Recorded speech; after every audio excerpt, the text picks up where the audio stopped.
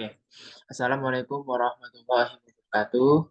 Perkenalkan nama saya Eka Setiawan dengan NIM 1121 091 000 0027 akan mempresentasikan tentang Unified Modeling Language atau disingkat UML. Baik, di sini saya membuat 4 roadmap dengan satu definisi UML-nya. Kita di sini ada use case diagram, activity diagram, sequence diagram, dan yang terakhir class diagram. Oke, ini sedikit gambaran tentang nanti kita jelaskan. Oke, lanjut. Yang pertama, UML-nya sendiri. Bentar. UML atau Unified Modeling Language adalah sebuah bahasa pemrograman grafis yang digunakan untuk merancang, memvisualisasikan, dan mendokumentasikan sistem perangkat lunak. UML menyediakan notasi dan metode yang standar untuk menggambarkan berbagai aspek sistem perangkat lunak, termasuk struktur, perilaku, interaksi antar komponen, dan hubungan antara entitas yang terlibat dalam sistem. Tujuan utama UML adalah menyediakan alat yang konsisten, terstruktur, dan visual untuk mendukung pengembangan sistem perangkat lunak dari awal hingga akhir, memfasilitasi komunikasi yang aktif, efektif antara semua pemangku kepentingan, dan meningkatkan pemahaman tentang sistem yang dibangun. Dalam UML, terdapat beberapa jenis diagram yang dapat digunakan mewakili aspek-aspek sistem perangkat lunak yang berbeda. Beberapa diagram umum dalam UML meliputi diagram kelas, diagram aktivitas, diagram sequence, diagram kasus penggunaan, diagram bagian, sequence kebalikan. Kita di sini akan menjelaskan kelas, aktivitas, sequence, sama ya itu. Sama satu lagi tadi kita use case. Oke. Selanjutnya kita masuk ke use case diagram. Use case diagram adalah salah satu jenis diagram dalam UML yang digunakan untuk menggambarkan interaksi antara aktor, which is pengguna eksternal atau sistem lain, dengan sistem yang sedang dibangun. Diagram ini fokus pada fungsionalitas sistem dan menjelaskan bagaimana aktor berinteraksi dengan sistem untuk mencapai tujuan tertentu. Nah, di sini adalah contoh dari diagram sistem manajemen perpustakaan. Ini aktornya, ini library sistemnya, di mana aktor ini bisa cek dokumen, version dokumen, search for dokumen. Oke, lanjut. Di sini aktornya ini sebagai peminjam ya, karena dia bisa check out, bisa return, bisa search juga. Lanjut. Tujuan use case adalah untuk menggambarkan fungsionalitas sistem dan interaksi antara aktor eksternal dengan sistem yang sedang dibangun. Use case membantu dalam memahami kebutuhan pengguna, merancang solusi yang sesuai dengan dan berkomunikasi dengan jelas antara tim pengembang dan pemangku kepentingan. Tujuan utama use case adalah untuk memudahkan pemahaman, desain, dan komunikasi terkait dengan fungsionalitas sistem. Dalam use case diagram, terdapat beberapa komponen utama yang digunakan untuk menggambarkan sebuah interaksi antara aktor dan sistem. Berikut adalah komponen-komponennya. Yang pertama, aktor. Aktor dalam use case diagram merupakan entitas eksternal yang berinteraksi dengan sistem, seperti pengguna lah intinya. Lalu use case adalah deskripsi dari suatu fungsi atau aksi yang dapat dilakukan oleh sistem. Lalu hubungan asosiasi menggambarkan hubungan antara aktor dan use case, kayak garisnya gitu, penyambung. Lalu include adalah hubungan yang menunjukkan bahwa satu use case mengandung atau include fungsi atau opsi dari use case lain. Jadi di use case ini dia mempunyai kalau kata kita mah beranak gitu. Nah, use case ini tuh punya beranak lagi, nah itu include. Lanjut, extend adalah hubungan yang menunjukkan bahwa satu use case dapat memperluas extend fungsionalitas dari use case lain. Ya, jadi use case-nya itu bisa memperluas fungsionalitas dari use case lain. Jadi saling membantu lah, bukan membantu sih. Kayak saling berkaitan gitu. Lalu selanjutnya generalisasi adalah hubungan yang menunjukkan bahwa suatu aktor atau use case merupakan generasi atau kelas umum dari aktor atau use case lainnya. Lalu boundary box, kotak batas, adalah kotak persegi panjang yang mengelilingi use case diagram. Oke, nanti ada contohnya. Komponen-komponen ini digunakan untuk menggambarkan interaksi antara aktor dan sistem dengan jelas dalam use case diagram. Nah, ini berikut adalah simbol daripada use case diagram. Ada aktor, ada use case-nya. Bulat seperti ini, lonjong. lalu asosiasi, hubungan, penghubung, generalisasi, include, dan extend, seperti yang tadi dijelaskan. Nah, contoh sistem manajemen perpustakaan, ini contohnya, komponen-komponen yang terkait dengan use case diagram adalah sebagai berikut. Yang pertama, aktor, pembaca. Pembaca itu maksudnya peminjam gitu. After ini merupakan menggunakan perusahaan dapat menggunakan akses seperti mencari buku, meminjam buku, menggolong buku seperti yang tadi. Lalu di use case-nya pembaca ini bisa daftar akun, masuk akun, mencari buku, meminjam buku, mengembalikan buku, perpanjang masa pinjam, menampilkan informasi buku. Dan aktor tambahannya ini, aktor lain di dalam manajemen sistem library ini ada admin perpustakaannya sendiri, lalu ada informasi buku admin. Informasi buku admin itu kan kalau admin sistem ini dia tuh yang bikin sebuah sistem library-nya. Nah, informasi buku admin ini adalah dia tuh yang eh, apa ya, memanajemen lah buku di library itu. Selanjutnya, nah ini dia. Ada pembaca, ada sistem administrator, ada book information administrator yang saya bilang tadi.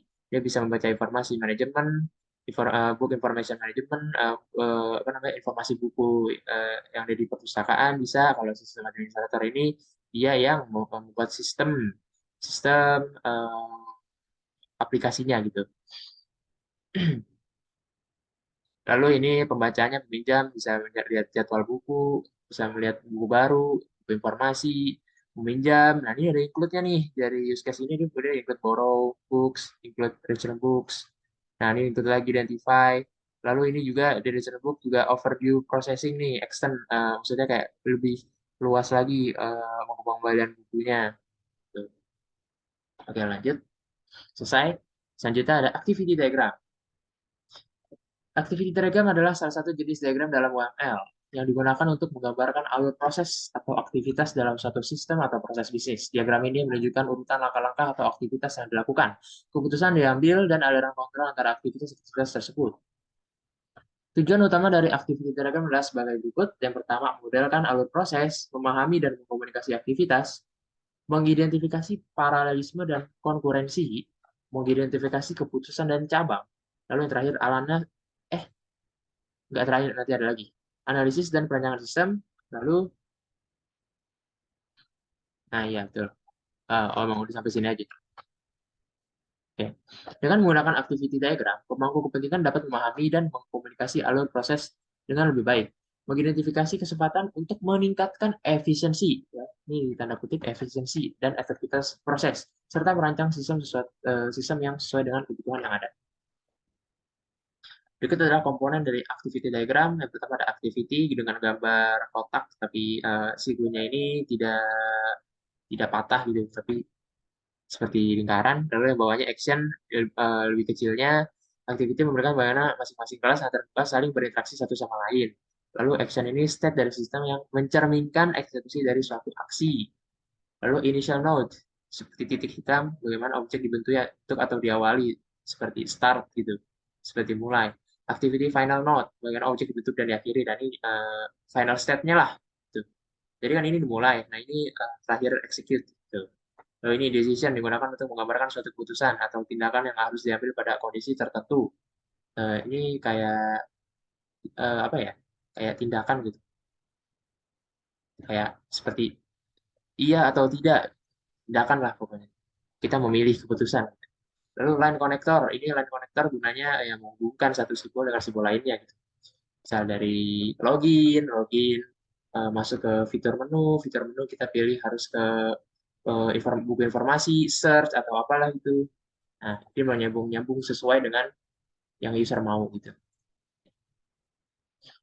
Nah, ini yang tadi, tapi versi lengkapnya ada aksi, pemilihan, decision, ari-ariran, for, percabangan, ya, jadi kayak bercabang gitu.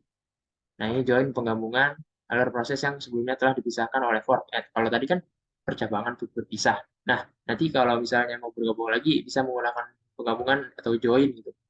Jadi satu lagi gitu. Lanjut. Nah, yang tadi awal dari start, final state, fork, join bar, paralel, ini paralelisme dan kongruensi dalam alur proses seperti yang tadi di awal dibilang. Lalu pin, data node digunakan untuk menggambar tempat input atau output data dalam alur proses, menunjukkan transfer data antara aksi atau pemilihan. Komponen ini digunakan dalam diagram activity untuk menggambarkan alur proses dengan jelas dan terstruktur. Pengguna komponen-komponen ini membantu dalam memodelkan aktivitas-aktivitas pengambilan keputusan dan aliran kontrol dalam sistem atau proses bisnis yang sedang dianalisis atau dirancang. Oke, selesai dari activity diagram. Selanjutnya ada sequence diagram. Sequence diagram adalah salah satu jenis diagram dalam UML yang digunakan menggambar interaksi antara objek-objek dalam sistem. Diagram ini menggambarkan urutan pesan atau pemanggilan metode antara objek-objek dalam skenario tertentu. Tujuan utama dari sequence diagram adalah sebagai berikut. Yang pertama, menjelaskan interaksi objek, memodelkan alur eksekusi, menggambarkan respons objek, mengidentifikasi ketergantungan objek, menganalisis perilaku sistem. Dalam sequence diagram terdapat komponen utama yang digunakan untuk menggambar interaksi antara objek. Berikut adalah komponen-komponennya. Yang pertama, aktor, ya seperti biasa aktor adalah sebuah entitas dalam sistem yang dapat berinteraksi dengan sistem seperti user gitu. Lalu lifeline digambar dengan gambar garis putus-putus. Simbol ini digunakan untuk menunjukkan eksekusi sebuah objek dalam sequence. Dan kata lain, lifeline merupakan pesan yang dikirim dan diterima untuk bisa menggambarkan sebuah aktivitas. Oke. General adalah sebuah simbol sequence diagram yang digunakan untuk menunjukkan entitas tunggal. Entitas ini dikenal dengan nama instant, which is class atau stereotype. Lalu boundary adalah sebuah simbol sequence diagram yang berada di tepi sistem. Boundary ini dapat dikatakan sebuah alat yang digunakan untuk berinteraksi dengan sistem lain, baik berupa user interface atau dan lain-lain sebagainya. Lalu entitas dalam sequence diagram memiliki simbol yang berbeda dengan entitas di ERD atau entity relation diagram. Lalu simbol entity di sequence diagram digambarkan dengan sebuah lingkaran. Terdapat garis di bagian bawahnya, jadi kayak bulat terus titik. Ya, ya lingkaran, lalu ada garis di bagian bawahnya seperti nanti mungkin ada. Nanti lihat aja. Halaman ini berguna untuk menunjukkan sebuah penyimpanan data atau informasi bentuknya pun dapat berupa bins, model atau objek. Oke, lanjut. Eh, ya, lanjut. Lalu activation digambarkan dengan bentuk persegi panjang yang panjang ke bagian atas. Simbol ditetapkan di bagian akhir dari garis. Fungsinya adalah untuk mengetahui waktu yang dibutuhkan untuk suatu objek menyelesaikan tugasnya. Jadi mungkin ini sebuah timer ya. Ya.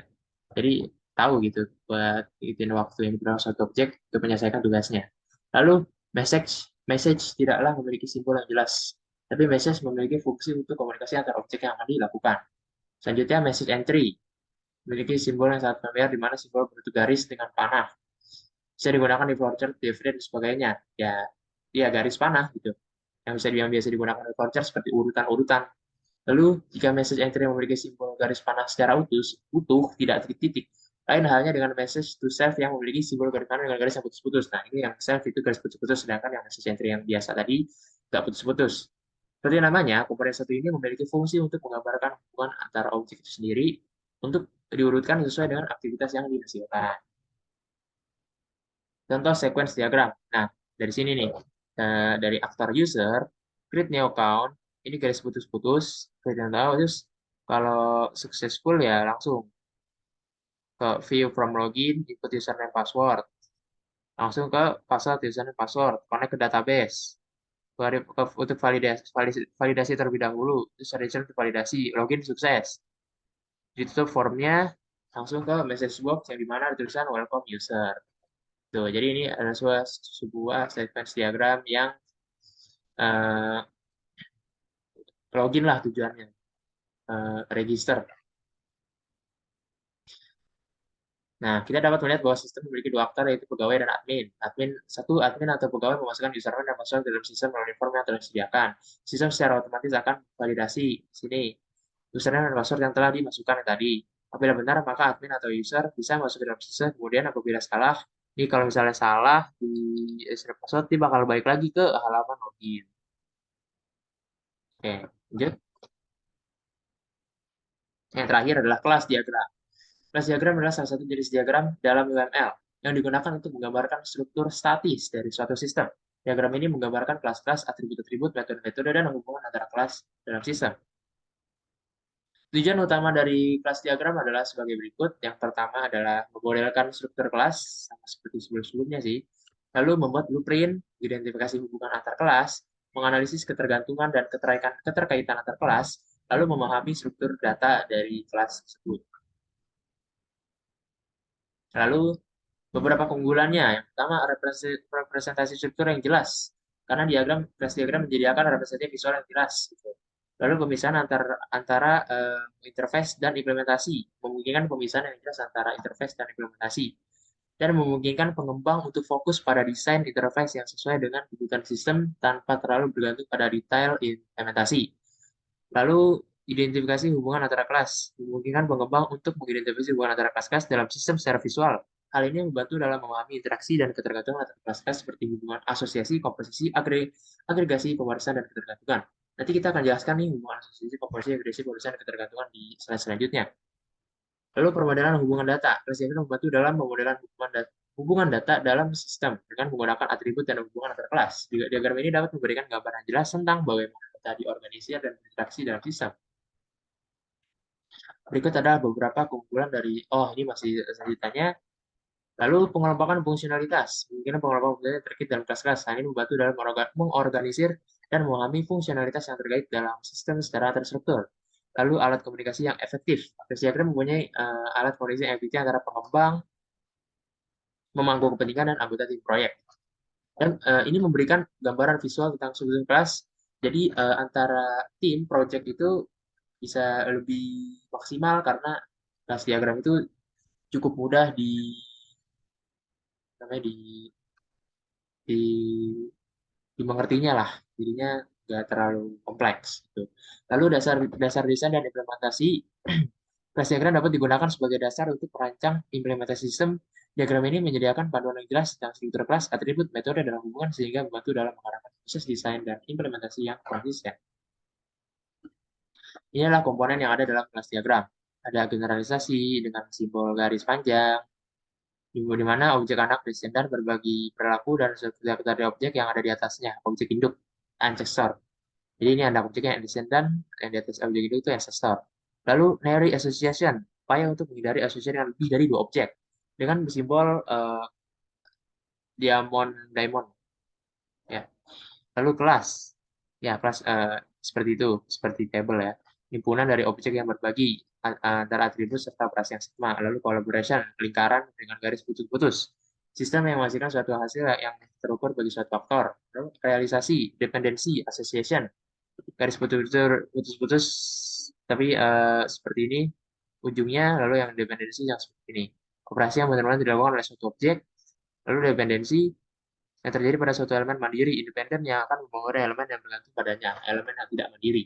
Yang terakhir, association, garis biasa, sama seperti generalization, apa yang berhubungan antara objek satu dengan objek lainnya. Ya, ini versi lebih jelasnya ada kelas, atribut, metode, hubungan, relationship, multiplicity. Nah, ini komponen utama kelas diagram. Kelas atau kelas biasa diartikan sebagai template yang berguna dalam membuat suatu objek serta mengaplikasikan perilaku objek dalam suatu sistem. Dalam UML sendiri, kelas dapat mewakili sekumpulan objek ataupun hanya satu objek dengan catatan memiliki struktur serta perilaku yang sama. Struktur serta perilaku yang sama itu harus di garis bawahi. Lalu objek tersebut diwakili oleh persegi panjang yang terdiri atas tiga komponen bagian atau area pokok, di mana komponen utama atau dasar dalam kelas diagram tersebut terbagi menjadi tiga, yaitu komponen atas, tengah, dan komponen bawah. Komponen atas berisi nama kelas. Nih, nama kelas, setiap kelas pasti memiliki nama yang berbeda. Sebutan lain untuk nama ini adalah simple name atau nama sederhana. Lalu komponen tengah nih yang username char, password char. Komponen ini digunakan untuk menjelaskan kualitas dari suatu kelas. Ini dapat menjelaskan dapat ditulis lebih detail dengan cara memasukkan tipe nilai. Ya, itu char itu tipe nilai ya. Lalu komponen bawah. Komponen ini menceritakan operasi yang ditampilkan dalam bentuk daftar. Operasi ini dapat menggambarkan bagaimana suatu kelas dapat berinteraksi dengan data di komponen bawah. Seperti contohnya itu seperti login dan logout yang dimana operasi ini bisa menggambarkan suatu kelas dapat berinteraksi dengan data. Setelah kita mengetahui penjelasan tentang diagram kelas, sekarang kita akan membahas hubungan antar kelasnya. Ada tiga hubungan dalam diagram kelas, berikut ini adalah penjelasannya. Ada asosiasi, agregasi, dan pewarisan. Pertama kita akan menjelaskan asosiasi. Asosiasi dapat diartikan sebagai hubungan antara dua kelas yang bersifat statis. Biasanya asosiasi menjelaskan kelas yang memberikan atribut tambahan seperti kelas lain. Penumpang sama kereta. hubungan antara dua kelas yang bersifat statis ini contohnya penumpang dan kereta. Lalu selanjutnya agregasi. Agregasi adalah hubungan antara dua kelas di mana salah satu kelas merupakan bagian dari kelas lain. Jadi buku ini kan sama perpustakaan dia saling berkaitan ya, yang dimana buku itu pasti ada di perpustakaan. Jadi mereka tuh saling berkaitan. Nah, ini namanya agregasi. Kalau yang tadi penumpang sama kereta ini statis, yang dimana dua-duanya ya dia nggak bakalan nggak ada gitu. Jadi apa namanya? Kayak emang udah mutlak lah. Selanjutnya pewarisan atau inheritance dapat disebut juga generalisasi dalam kelas diagram. Adalah suatu kemampuan untuk mewarisi seluruh atribut dan metode dari kelas asalnya superkelas, ke kelas lain, subkelas, yang dimana hewan ini adalah superkelas, dan hewan ini itu meliputi kuda, ikan, harimau. Mereka semua adalah hewan. Nah, ini adalah subkelasnya. Nah, ini namanya pewarisan dari hewan, jadi kuda, menjadi ikan, menjadi harimau. Pewarisan. Contoh penerapannya ya sebagai berikut, yang seperti tadi yang saya bilang. Ada anggota, pinjam buku, petugas perpustakaan, buku lokal, buku asing. Ya, jadi sesuai dengan apa yang tadi dijelaskan. Buku asing, buku lokal, ini pewarisan, yang dimana ya masih satu satu ini satu garis panah. Ini agregasi, agregasi. Lalu yang ini asosiasi, asosiasi, asosiasi. Oke. Baik, terima kasih setelah mendengarkan presentasi UML saya. Semoga ya bermanfaat bagi kita semua. Wassalamualaikum warahmatullahi wabarakatuh.